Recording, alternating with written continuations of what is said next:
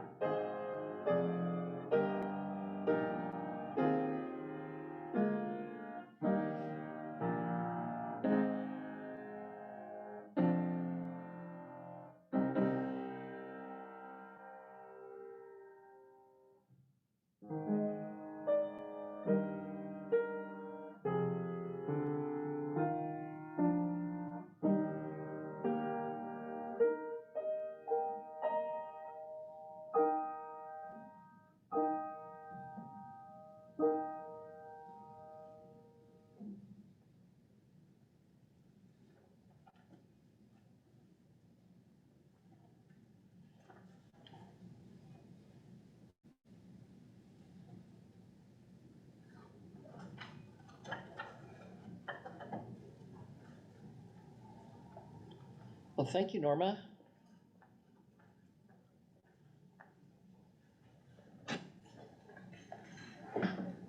As far as announcements, does somebody have the key to lock up? I do. I can leave it.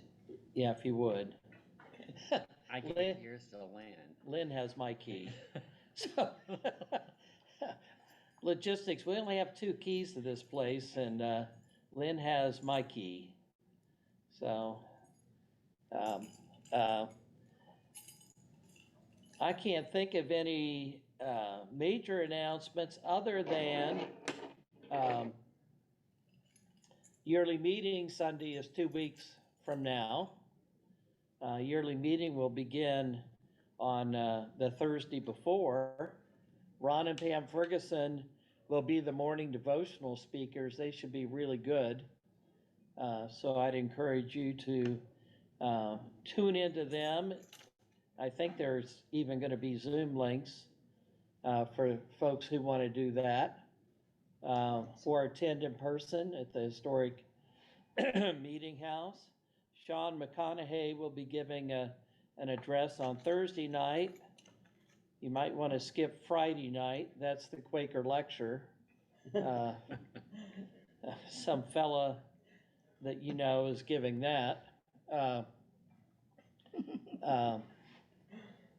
But then Sunday, of course, for me is always one of the highlights when folks gather in the meeting house from all across the yearly meeting and for morning worship.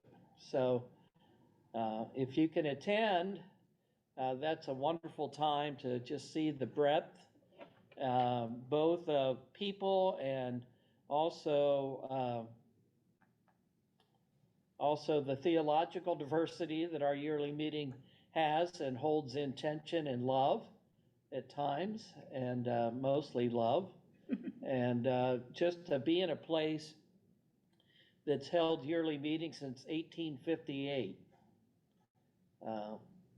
So, Jonathan, if you ever want to make a trip to Indiana, come on up, and you can stay at the farm even. It's a great, interesting place to be in, and it's air conditioned now, which is really nice. And I'll be working registration Thursday, Friday, and Saturday from 8:15 to 5 every day. Great. So if you're there, I'll see you when you come past the registration table. So, a big event in the life of our wider community of friends. Be pretty small compared to FUM gathering, which John and Betty just got back from. You have any update you'd like to share?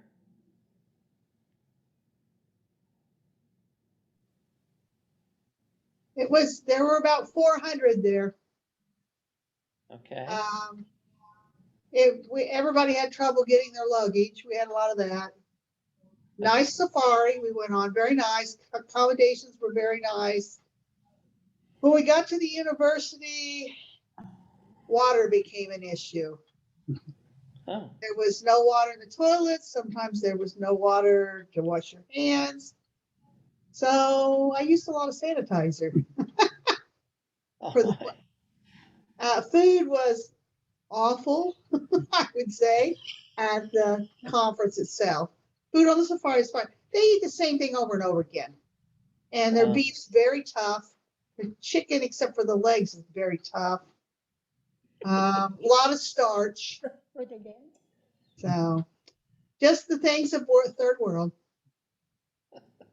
What you expect. But the Kenyans were very nice. welcoming, and it was a pleasure to be with them and to fellowship with them. Right. Great.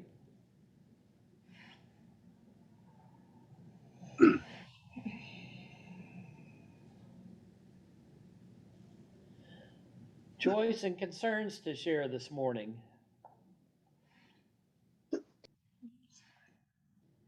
Well, both my phone and my computer have died. So now Troy has to come home from Warsaw to get me new ones. Oh, Chip. You shoot it or what? I hope that's Warsaw, Indiana, and not Poland. Yeah, it's Warsaw, Indiana. It'll be a while. He'll be home Thursday. Tuesday, well, one of those days.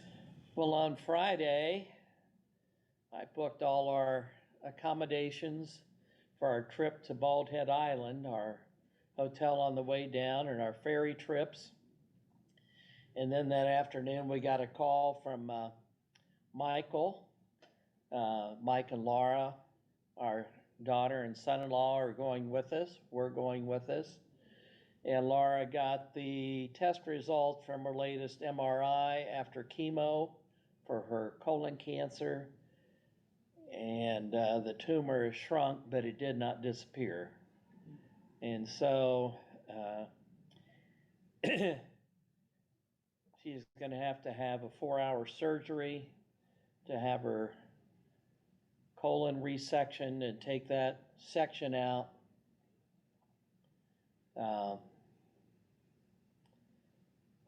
And have a colostomy bag for 6 weeks approximately, and then theoretically,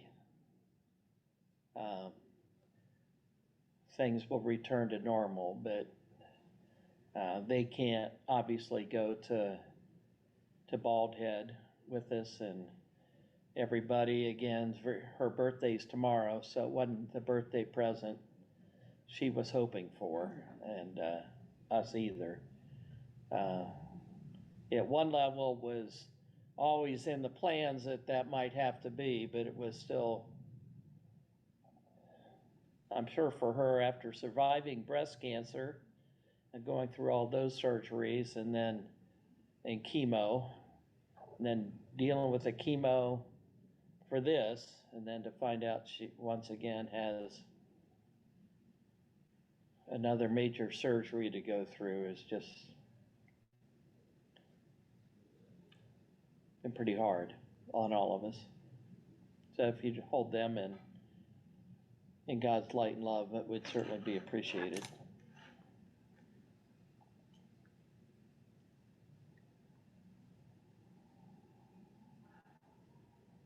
She's tough. She's tough. Nancy goes, she's tough. She is, and she's,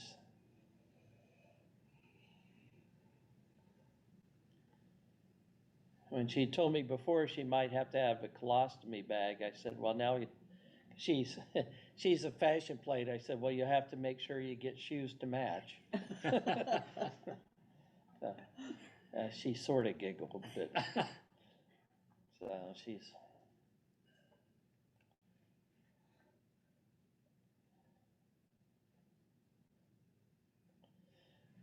Well, let's set her down, and I'm the worship leader this morning, so I will speak out of the silence as led, and let's hold these things, upcoming yearly meeting, people's health, people who are still traveling like Dan and Sylvia and others, in God's light and special care.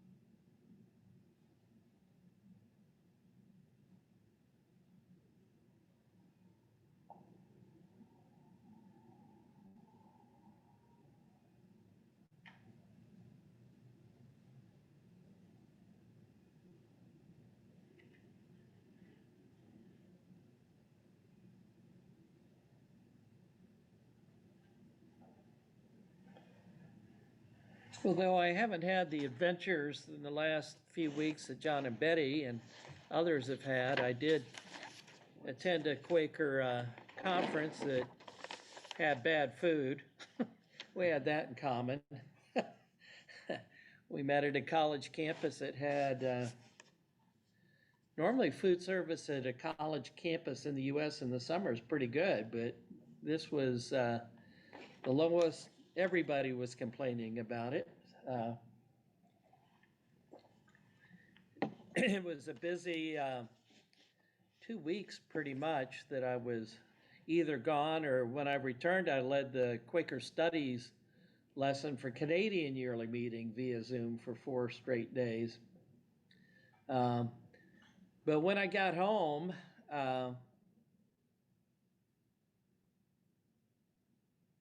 late at night, I got home about 11 o'clock, and driving up the driveway, Longstone driveway, I noticed that it got very weedy while I was gone. And I thought, I'm gonna have to do something about that. So, of course, the grass needed mowing after having been gone a couple weeks. Nancy didn't think it did, but since Doug Cook offered to bale the hay there, no, he didn't really. It was pretty tall.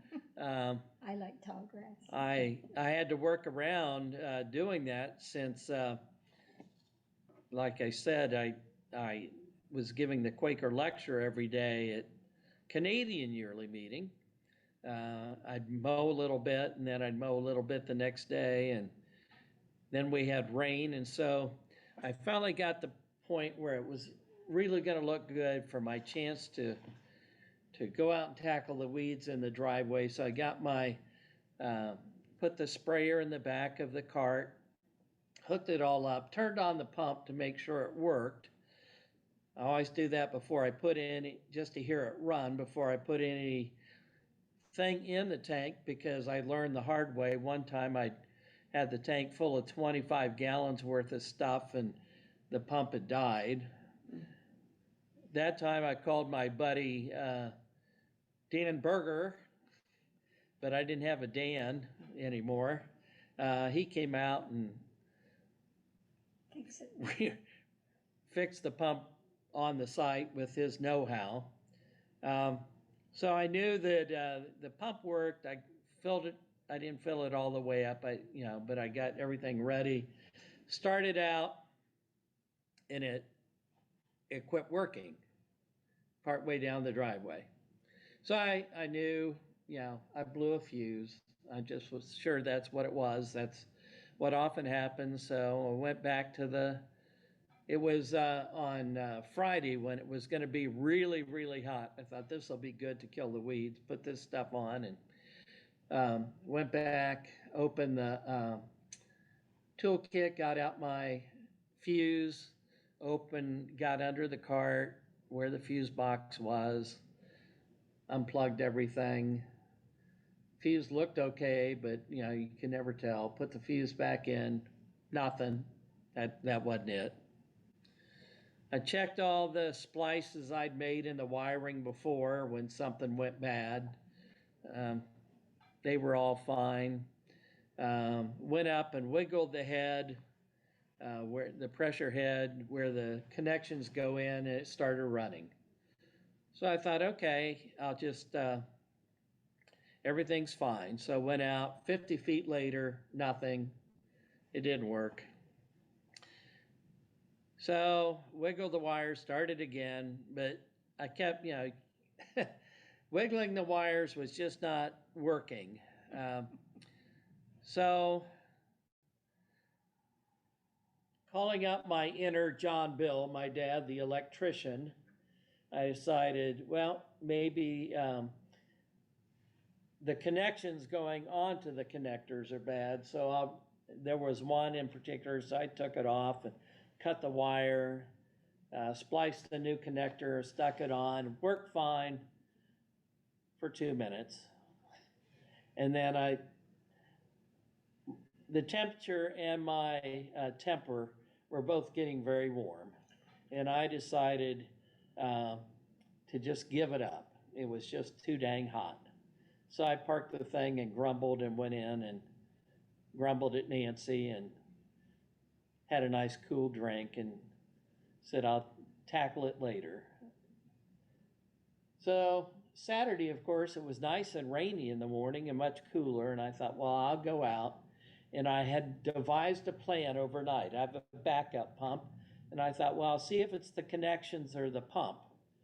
And so I'll plug the connections in the backup pump. And if it runs, I know it's the pump, I think. So I plugged it. Yep, that worked fine. Then I plugged the connections back in the old pump and it worked fine. So I thought, oh, okay, the connections are dirty. I'll clean the connectors. Cleaned them, started down, quit working.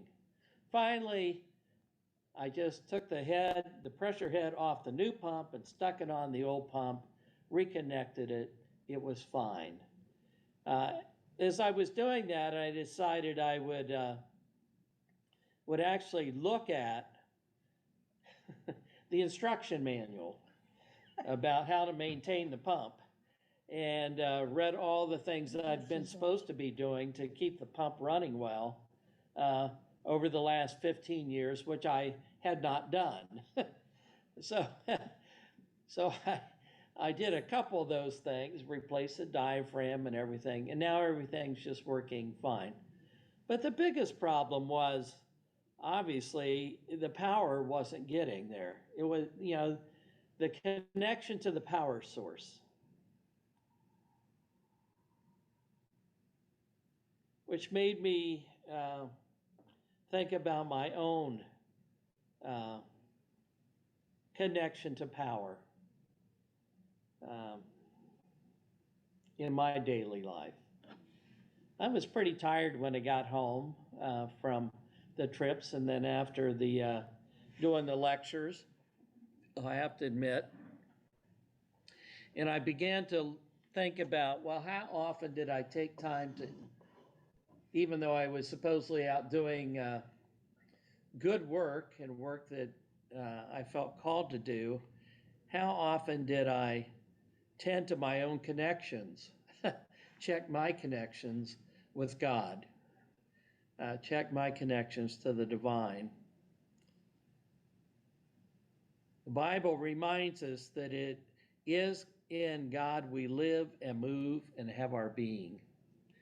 And I think, how many times do I forget that? I am just cruising along doing stuff and not checking the connections. Not checking the connections.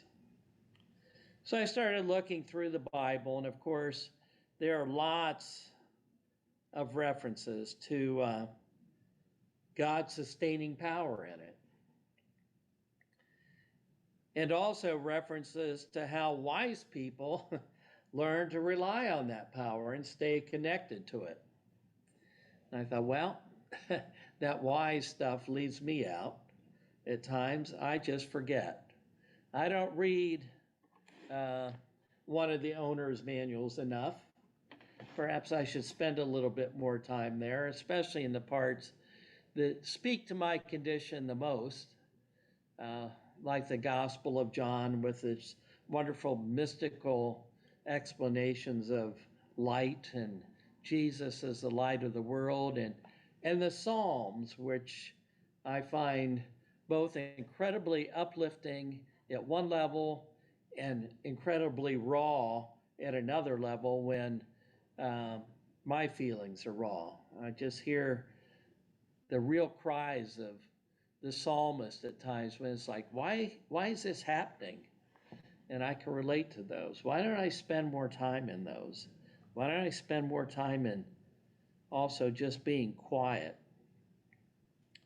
Growing up in our evangelical friends church, we sang lots of gospel songs, and many of them had words like this one: there is power, power, wonder-working power.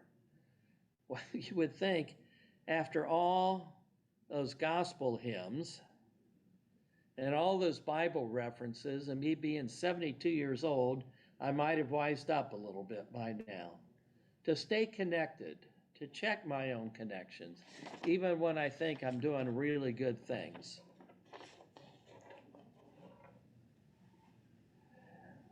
Staying connected to the power.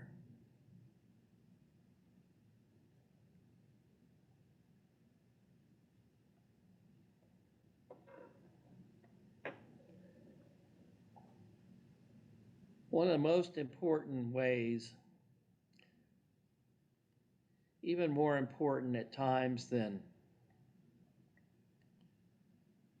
reading the Bible or really good spiritual books or spending time in prayer,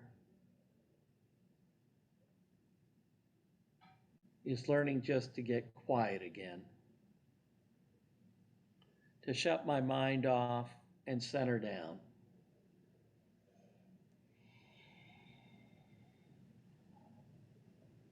When I worked at the Center for Congregations, I had a huge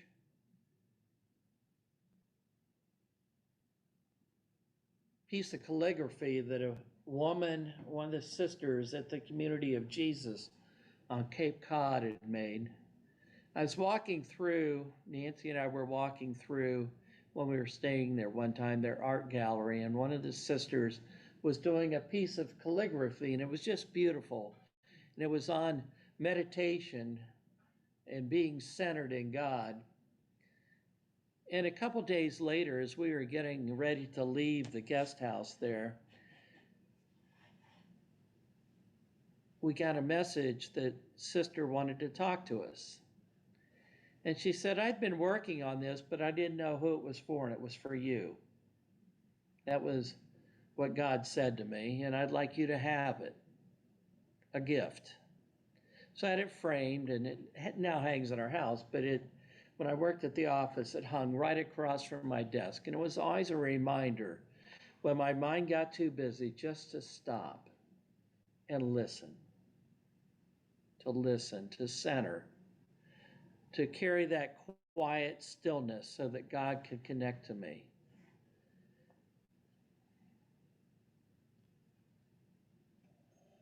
So I invite you today to think about your own connections to God. What are the things that feed your soul and keep you connected? And let's clean those and replace a wire if it needs it.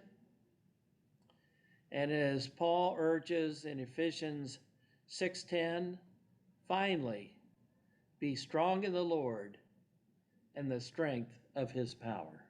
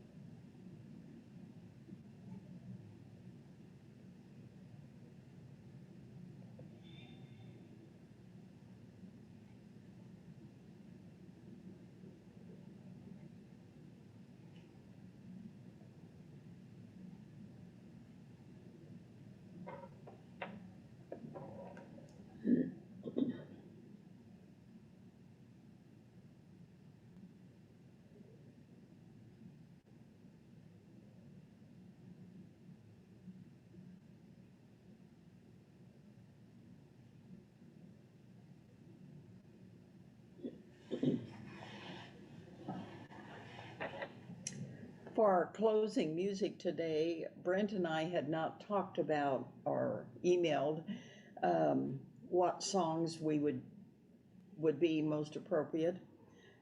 There were two, and both of them would fit. Walk in the light and teach me to stop and listen. We'll see which one shows up. You listen.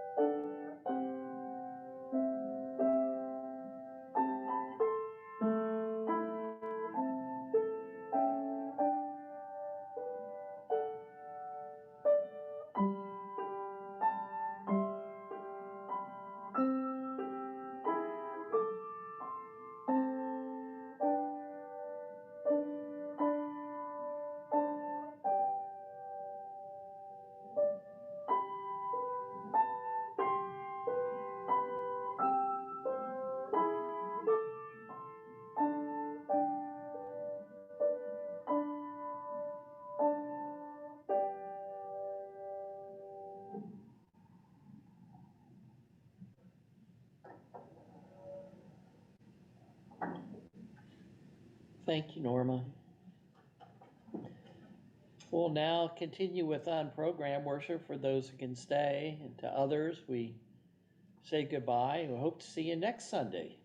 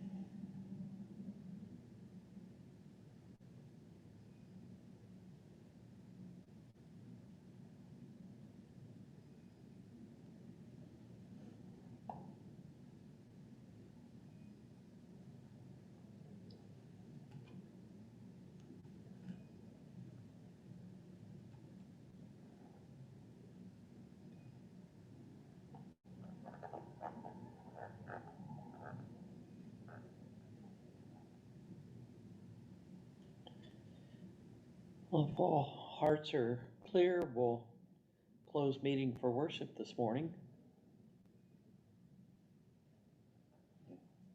Mine's clear. It's good to see everyone. Yeah, good to see everyone. See, So looking forward to seeing you next week, Jonathan. Yeah, We looking were talking forward about to it. that last night. Nancy's going, he's so smart. Yeah, so. Well, there thank you so go. much. don't Well, I stop. appreciate that. Oh, did you hear what she just said? Well, She goes, don't mess up. yeah. You know, they ask if people say, did her stroke affect her? I go, well, it didn't affect one part of her. The smart mouth part. True, true. Well, I'll be sure to keep it interesting next week, I'm sure. Well, have a good week. Bye, Sue. Bye. Hi. Bye. Susie.